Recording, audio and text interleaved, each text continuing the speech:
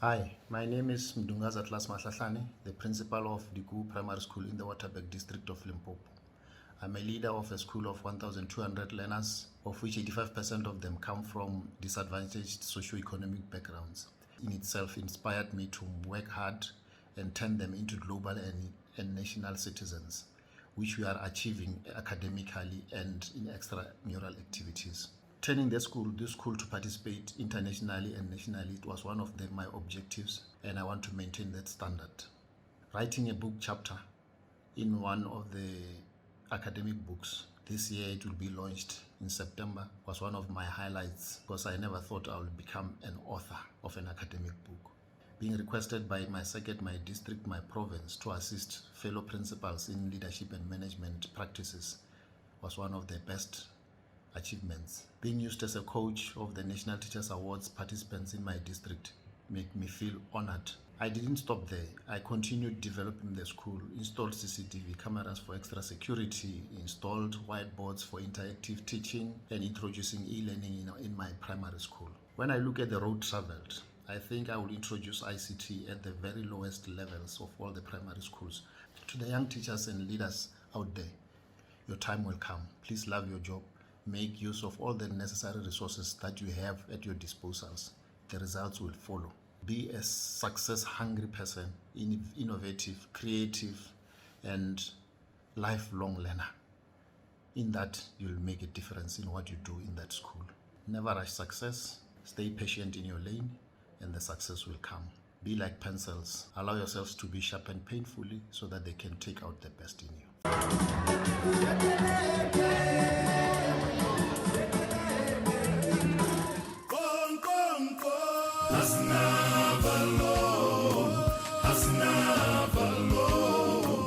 Welcome to SADTU Online TV. The program is Online Political School. I'm your host, Comrade Paul Komane. Today, we delve into the topic of creating a culture of learning and teaching, focusing on school leadership and maintaining staff morale. In the studio, we have the principal of SADTU Primary School in Limpopo, Comrade Mdungaza Klaas Mahlahlani. Comrade Mahlahlani is a 2018 national winner in excellence in school leadership in the National Teaching Awards. He is the co-author of the book Best Practices of South African School Leaders and National Teachers Awards Ambassador for the Waterberg District. Comrade Mahlahlani, welcome to SADTU Online Television. Welcome.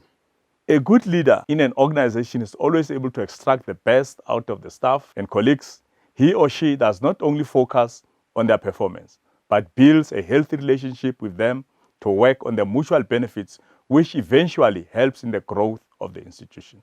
Institutions thrive and fall due to the conduct of the leader. Schools are not different. Comrade Mahlahlani, how do you define leadership? What is your style of leadership? Thank you, Comrade Paul, for hosting me on SADTU TV.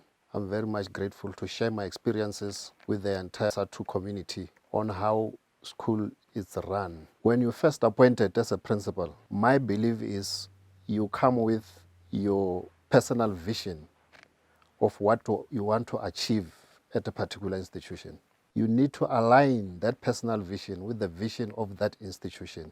Then you strike what we call a vision alignment. When I talk of vision alignment, it's like when you talk of your wheel alignment. When your car is not in a right wheel alignment, you will not enjoy the ride on the road because it won't be balanced. But once you balance your personal vision against the school vision, then you are able to find a common ground that what you want to achieve at this institution, because you're not alone, you need people to assist you to run that institution. That's where you involve them in sharing your intentions of what you want to achieve. You must be open enough to say, this is what I want to achieve as a leader, and I need you to get their buy-in, to buy into your programs. What you also need to remember is that the choices that you make are the ones that are going to make or break that school. And that is simply brought by the fact that once you choose to work alone, not involve your people on the ground, your support system, being a leader is putting your interest at the back and putting the interest of the institution first. Then that's where you'll balance the leadership as strategies that you need to employ at that particular school. Then that's how the school will be able to perform. It doesn't automatically mean that whether you bring in good policies and good practices, you'll somewhere get obstacles that you need to overcome. But because you're working as a team, that's where you'll get a win. You're basically saying that collaboration in the school. That's the basic. Now, tell me, is one born a leader or coached to be one? We had Madiba. Does charisma have a role in leadership? It does, in the sense that when you test yourself when you're still young. I used to play football from a very young age. I realized now why my peers at that time always wanted me to be their leader and the captain. But I didn't understand then that what is it that they saw in me that they propelled me always to say, you need to be our captain. That element of leadership grows up with you. And as you grow, once you realize or you get people that are around you that can really be able to realize that this is the type of a person that we can groom, and you realize yourself earlier, that's where you'll groom. I also want to go back and say, with football, I learned 4 traits that I think they are still making me successful in school leadership. The fact that in football you need to be disciplined to win games. And when you turn it against what is happening in school leadership, you can't produce good learner results if there's no discipline, if you are not disciplined as the leader in that particular institution. The other thing that I learned is in football, you need to learn to listen to your coaches, their training strategies and their tactics. The same applies in schools. If you can't allow yourself to be taught, to be trained on a continuous basis, if you don't develop your educators, you don't show them new strategies, you will not win as a team at that particular school. One thing that I also learned is that in football, you need to learn to work as a team. You can't play alone. You need other players around the field to assist you to win games. Even in school as a principal, you need your deputies, you need your departmentalists, you need your SMT, you need your staff, you need your parents. That becomes a team that when it works together, the institution is going to succeed. And the fourth one that I learned is that in football, you need endurance and training in order to be fit enough to go through that trip of 90 minutes. It's very short, but it demands your energy. The same applies in education. If you're not trained, if you don't know that you're going to face people that are going to resist to your leadership, they are going to not agree with you always, then be ready for them. Because if you can't be able to be ready, you'll not win. You'll end up saying, people are sabotaging me. It's because you're not involving them in training them and making them, preparing them to take this school to the next level. You touched on discipline. Yes. This is a matter that we'll later speak to around discipline. Yes. The other issue is around being a teacher and leadership. You know, we have middle management, the school management team and so on. But we want to check, does being a good teacher translate to being a good school principal? What are the qualities of a good leader or a good principal? It's not automatically given that being a good teacher you can translate to be a good leader of a school. You might fail in the process. In some people it works. It depends on the character of the people. But being a good leader, it depends on your emotional intelligence. If you are able to know how to control your emotions, if you are able to know that other people have got the same emotions as you, and then you try to balance, always feel for yourself before you feel for others, and always feel for others before you introduce a topic to yourself, to them. If educators realize that you listen to them with sympathy, with empathy, and then you give them that space to breathe and lay their proposals and opinions, then they become confident in you. They will share with you. So you need to be that person who has got empathy, knowing that you're dealing with human beings who have got challenges, social challenges, physical challenges, financial challenges like that. That will not be seen by the naked eye, but will contribute positively or negatively towards the development of the school that you're leading. So as a leader, you need to be inspirational. You need to be an example that people, when they look at you, they say, with this one, we can go far. With this one, we can provide support. And are you there giving a listening ear? Listening ear in the sense that, are you a person who, when a person reports to you that they are off duty based on XYZ, are you able to check on them before they come back to work? Are you okay? Are you coping with the situation that you're in?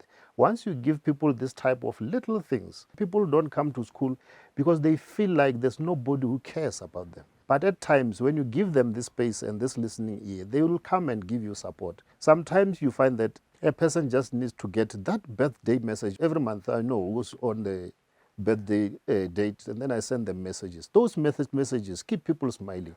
Once they become happy, you say, oh, they know it's my birthday. Then people get energy. They go back and give it away. What are you doing there? You only needing the results. But if you look at big things to get results, that will not get it. You need to get to little things that people take for granted. Now, getting into the gender issue, because there is a feeling that most of the promotional posts we have men are men better leaders than women. I believe human beings are born with capabilities and abilities, whether female or male. There are female leaders who are very good. There are those who are very bad. There are male leaders who are very good and those that are very bad.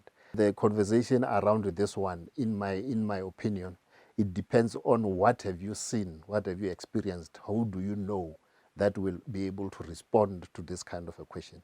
Everyone who's deserving need to be given the opportunity. People are challenged because of their gender.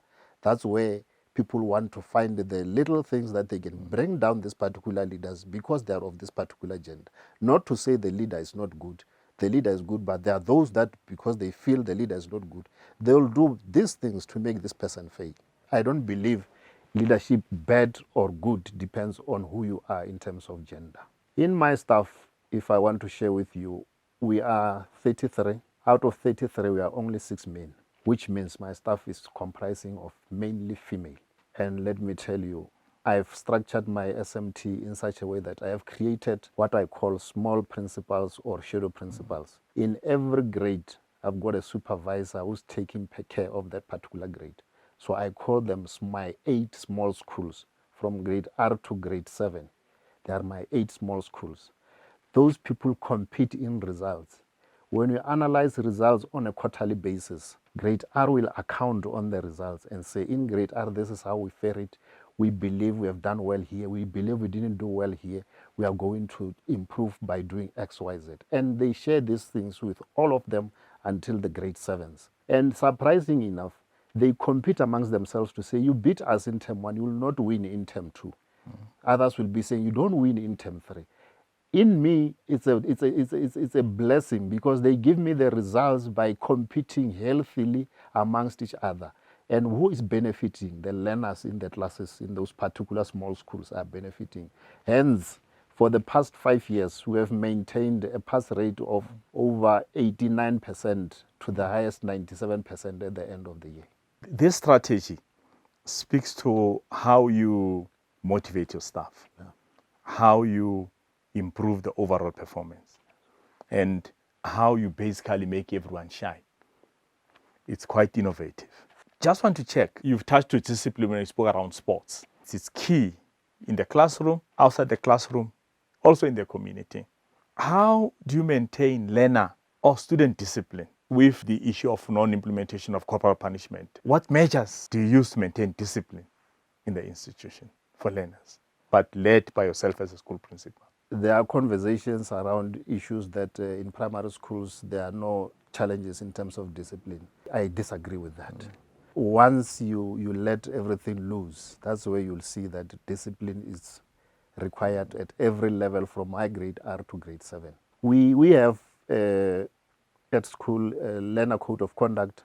Every year, the beginning of the year, the first day, our first 2 school days where learners are not at school, we let the parents come to school to collect the stationery so that on day 1 of the learners, which is the 3rd for the teachers, we walk straight into the classroom. But we have a general an announcement day with the parents, because the parents come with the learners, especially the new ones. That's where we read the code of conduct for them. And then you say, this is what we expect. This is not what we expect. This is the starting times. This is when you should come and collect learners after school based on their grades. Your grades 1 will be released from 1 o'clock, so parents comply to that. So once you give them these things, it's like a marching order that helps to minimize, but that doesn't on its own mean it will be the end of it. You still need to maintain it from inside.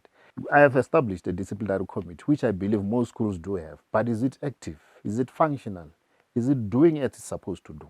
When comrade Komane, like, is a learner and then is doing things which are wrong according to the policy of the school, what steps are you taking? Are you recording these things? Are you reprimanding them accordingly? Because that is what exactly we are doing. And it also, discipline starts with you as a leader. Once you miss your first minute and then you become late as a principal, and then it does happen the following day, then that's where the school is gone. From the staff of 33 like that, I'm not going to discuss issue of late coming from colleagues. I'm saying whether you are commuting or you are staying next to the school, when you face challenges in the morning, send me an SMS, send me a WhatsApp, communicate with me so that I know. Because if you tell me your tire got punctured on the way, it's fine. I will listen to you, but that will not happen every day. So such things build up from us as adults. Once learners stay without supervision, that's where chaos starts. So in my school, I make sure that educators, please, let's make sure that every time there are learners in the class and they are with the teacher, and give them work to do. We do on a quarterly basis police random search, just in case those that they think now they are bigger, grade 6 or grade 7, so when they start bullying others and so on, they know we can be searched at any time. That minimizes the risks. But there are challenges of discipline in almost every school. It's just how do you maintain it? And projectively, you as the principal, how do you project yourself in the community? How do the community see you? How do your staff see you? How do you talk to them? That also contributes to how they will support you in terms of maintaining discipline. I'm happy that you touched on the issue of bullying, and you also went to town in terms of the strategies that you use in the institution, that our members who would be watching this program would also be able to take and use in their institutions. Now, the other one is around school governance. You know that parents are a component of the school governing bodies, the teachers and the students. How do you use the SGB and the parents to lobby the broader community in making sure that the school belongs to the community? The geographical location of the school I'm leading is situated right inside the township, surrounded by households around it. The parents around that school used to call me and say, "Principal, the tap at the back is leaking or is broken." That shows that these people, they know this is the property of the kids. After the SGB has been inaugurated into office, I don't wait for the department for training. I do internal training, take them through the processes of what is happening within the school. And depending on the pocket at that particular time, I take them out of the school. We go to a lodge or a place where we can sit and strategize. In that sitting, you identify these key stakeholders, your SGB, your SMT, your other key positions within the school, including other key role players in the community. Then you go sit with them there to say, let's do what we call school self-evaluation and check when you take over this school, where are we as a school? This is how we performed. It's the performance of the school. This is where the funds of the school are. These are the apparatus or the furniture or whatever that we have as a school. So you need to take over the school knowing what you're taking over. And if the results are at this level and you come and drop it in your term, therefore it's yourself who dropped the results. So you need to be honest as possible. Once you get that report ready, then you tie them with what we call the school development plan, which is a 3-year plan of that particular SGB. The SGB should come with a plan to say, in our 3 years in this office, in this school, this is what we want to achieve. These are the plans. Let's break them down because we can't do them in 1 year. We'll have to do them in the 3 years. In the first year, these are the programs that we are going to do. In the second year, in the third year. Then once you have done those things, you come with the school improvement plan, which is going to be addressing the 1-year plan that you do. And once you have the SGB agreeing to these programs, then you have them tied up to say, all of us, we are saying we are responsible now to make sure these things, because at the end of the year, we are going to account to say, let's check on the progress. For the first 12 months, what did we do? Did we achieve what we planned? Why didn't we achieve? Why did we achieve? And in my school, when we hold SGB meetings, we issue them with notices of minutes of meetings, wherein we attach the agenda of what is going to be discussed, the minutes of the previous meetings. We attach the monthly bank statements for the particular month of reporting month. We also attach income and expenditure statement that has been developed by the finance officer while capturing the transactions for that particular month. Why am I doing that? I'm doing that to make this school transparent and to say to the parents, here we are. Whether it's Mahlahlani is being paid to go to school, attend a workshop, the amount should reflect there. Not because it's a principal, these things are not there. And when there's a transaction that you don't understand, use your chance to highlight them and say, can you clarify it? What were you paying here? Then we'll bring in the claim forms and all the attaching documents to say, this is what we have been paying. When you do that, it ties them down to say, there's nothing that you can do that is giving doubts to parents to say something is happening behind closed doors, because they've seen everything. They have got everything at their disposal. Many parents don't even see what is happening in the bank statement. They are just being told of this is what is going to happen. So once you have the structure running like that, your meetings are going to flow free, because the most critical things that is bringing challenges to our schools is the finances. And once you get it right, the SGB buys into you, they support the programs, and then it goes. You are basically saying three things: planning, budgeting, accountability, and transparency. Transparency. Yes.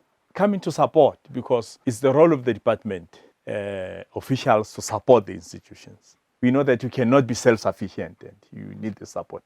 How is the department supporting or assisting you to be a better leader? Also referring to the SMT and other teachers. For the expectations with the department, as a principal, I've learned through my years of being a principal that when you can wait for the support that you expect from the department, you might not get it. Many programs that I'm implementing there is self-initiated, guided by the policies of the department. My belief is when someone workshops us in a hall full of people, then he's talking policy, they're talking procedures and so on. But they are not talking directly to the situation that we're facing on the ground. It's me as a principal who knows the corners of the school. I know what we need here. I know what the teachers at the school are faced as challenges. Because when you go to that particular workshop and then they tell you of these broad general statements, it might not be relevant to your school.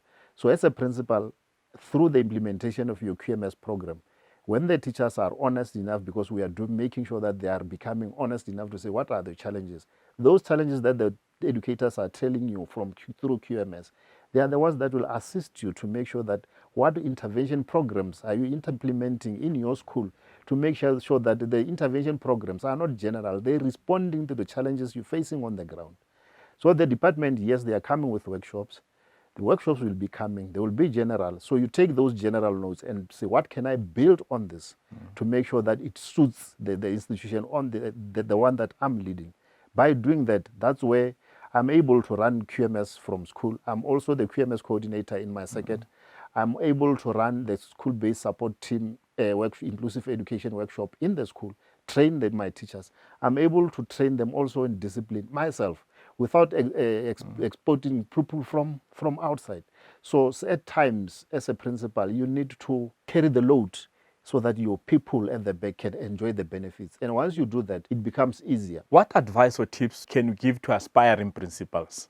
Because you've said a mouthful in terms of the principals who are currently holding those positions. One or two things that you can say to them in terms of how they prepare themselves for this mammoth task of leading an institution.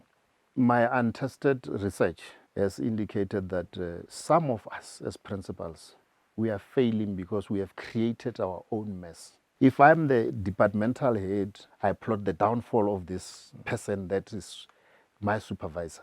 And the very same stuff we are plotting with, they will use the very same strategies against you. So it's going to be very difficult for you to run that school because they will be working against you. My advice is to say, let's support each other. If our comrades are in leadership positions, let's give them support. Let them allow us to advise them when they are doing things wrong. Let them allow us to be part of the team.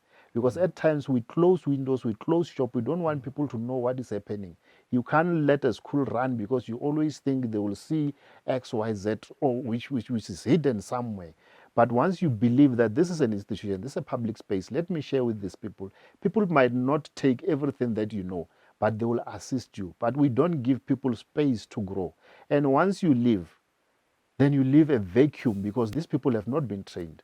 But once you give them the roles to say, if I'm not there, like now I'm not here, I gave them a notice to say on Friday, I'm not here, I'll be at this particular place. So they will know, they will not call me, even if there can be an emergency, because they know the processes. The deputy principal will run the school. And when I come back, they know that the norm of the school is you bring a written report to say, in your absence, this is what I faced, this is how I resolved this, these ones have been carried over, you'll take it from there. Then you file this report. By this, you're training these people to be the second layer of leadership. In that time, in this method, your schools will never have a problem.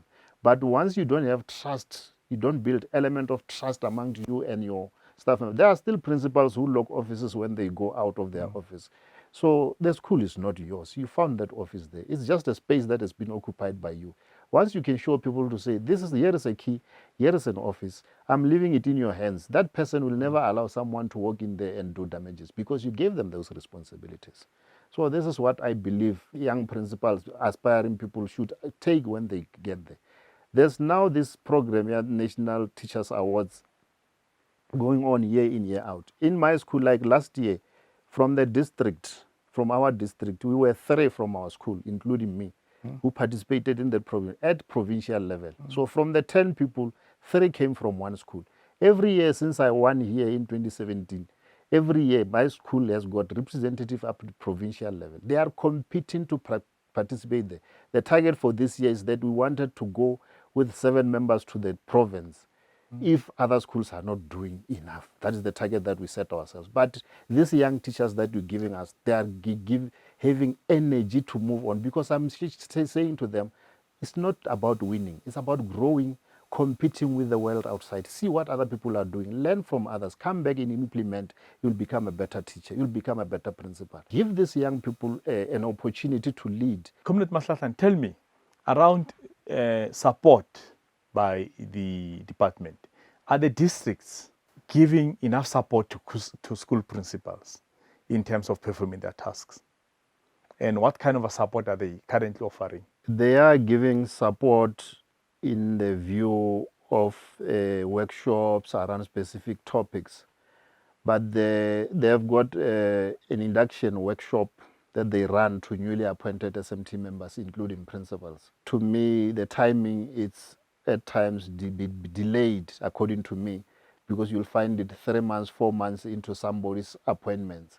So in that case, where is the person in between that time? My belief was, if they can improve on cutting the time frame of coming back to the principals and making sure that they develop them as early as they assume the office. And that should be an ongoing program, according to me, to say, how do we then continuously train our teachers, give them support and so on. If I think they can improve on this, our principals can work much better. All the provinces, they've got principals who are very good, who are giving good results. Those are the very same people that departments can use to go and coach other principals. It's very good to listen to someone who's on the ground telling you about the work that they are doing, not what they've read about from the books or the policies, about the things that they are practicing at their own schools.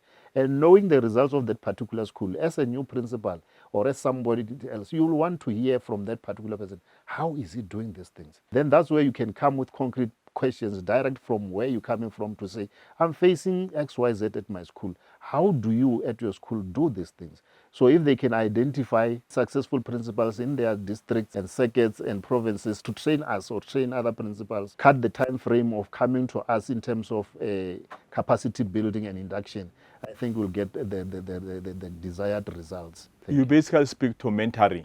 It means principals mentoring each other. That is what I think can work much better, because Paul, if you come from another office where you're not practicing these things, you read about these things, you have heard about these things, and you come to work shop us, it's fine. The information will be good, but we need that on the ground information of people who are practicing it. Can you tell us around initiatives around mentoring in your district?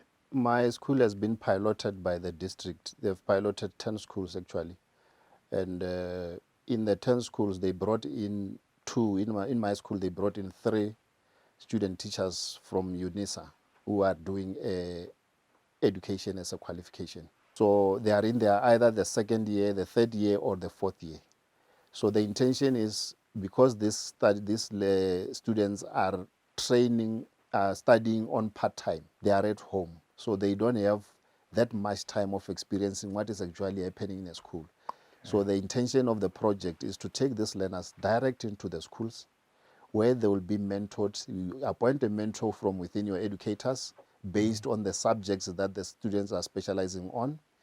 Then you treat them as full-time teachers. They are attending as if they are full-time. They are with us, they are assisting in all these things, except teaching on a formal basis, because they are still on training. But on their fourth year, that's where you can allocate them a subject which they are specializing in, so that they train themselves on how to do practicals with the learners on site, being guided by the mentors. So they are actually saying to us, go and plant your own. We have given you a fruit tree. Take care of the fruit, because you are the ones who are going to eat the same fruit. Remember, when they finish, they are saying, if you have opportunities at your schools, at your sites, that's where you are going to appoint the very same people. So if you don't train them well, you don't coach them well, you don't mentor them well, where are you going to complain to say this is a bad teacher? So you need to blame yourself. That's where the mentoring, coaching, and guidance at my school is taken to another level.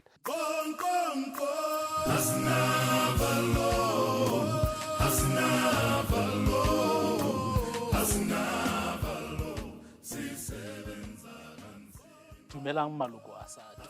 Leina la ka ke Wilson Mdungaza. Welcome to I'm a School Fan Show. The I Am a School Fan is a SADTU campaign that aims to mobilize stakeholders in education, including parents, teachers, learners, communities, and government departments, to address school-related violence in all its forms. The campaign is in line with the Union's 2019 Congress theme, claiming our right to have our human dignity and safety protected and respected in pursuit of a decolonized quality public education. SADTU seeks to rally society to protect schools from such despicable acts. Through I'm a School Fan campaign, SADTU calls on all stakeholders to do the following to make our schools safe havens. Stop violence against teachers, stop violence against learners, stop violence in schools and communities, stop violence against women and children, stop vandalism in schools. This fight is for the restoration of the dignity of those in our learning institutions. Remember, we teach, we care, we protect, we denounce violence.